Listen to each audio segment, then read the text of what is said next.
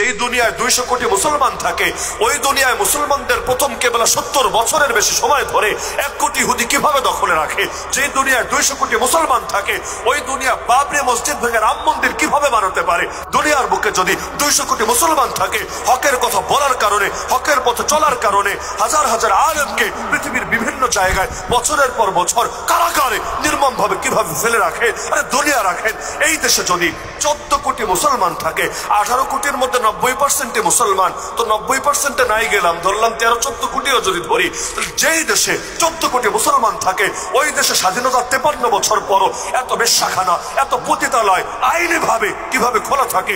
যেই দেশে 14 কোটি মুসলমান থাকে, ওই দেশের হাটে ঘাটে, মাঠে, অলিতে গলিতে, সড়কে, সব জায়গায় ভাস্কর্যের নামে, মূর্তির নামে, এগুলো দিয়ে পুরো দেশটাকে রহমতের ফেরেশতা যাতে আসতে না পারে, এর জন্য কিভাবে ব্যবস্থা করতে পারে? যেই দেশে 14 কোটি মুসলমান থাকে, ওই দেশের অর্থনীতির ভিত্তি সুদ দ্বারা কিভাবে পরিচালিত হতে পারে?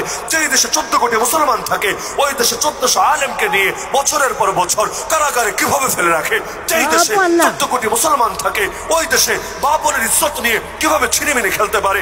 যেই দেশে 14 কোটি মুসলমান থাকে, ওই দেশে আমার ভাইয়ের রক্তে